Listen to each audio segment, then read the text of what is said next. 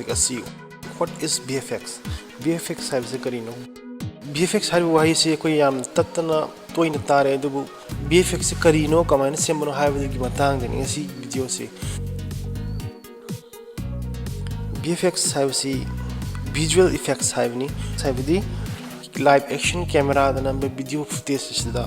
computer graphic semba character ni khangde any what si yanjal laga same video se visual effect hoy VFX se koi 1990s dagi hauna season aduna laawni hana season khiba VFX film sing kharab mami labada Terminator 2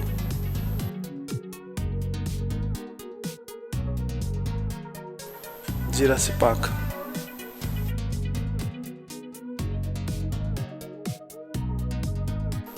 Titanic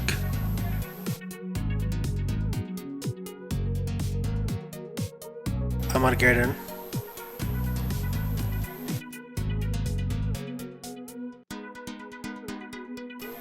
Matrix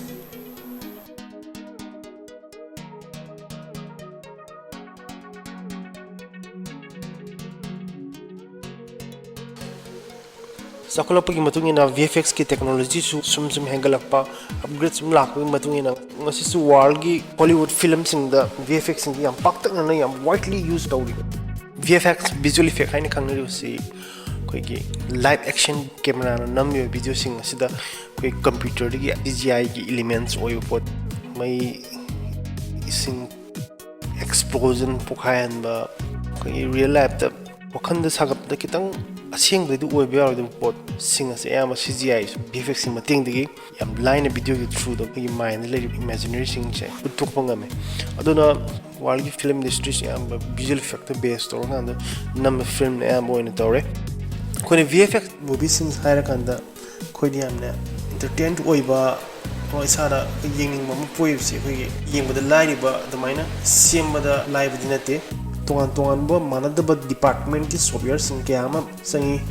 1990s ki hauna season adra la ba software sing mun khra pallabada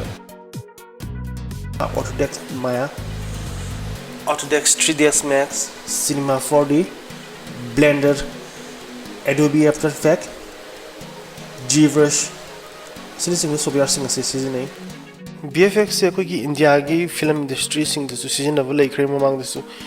adubu hojik nona yam widely oina film am the VFX season of haure kogi VFX se kogi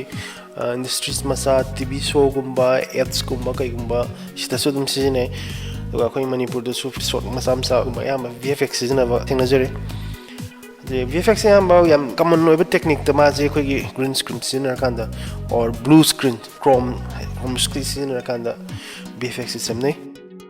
to lo shilapda Nasi video si ina mayam da kana kitang phangan ngamdra haibagi asada semjabani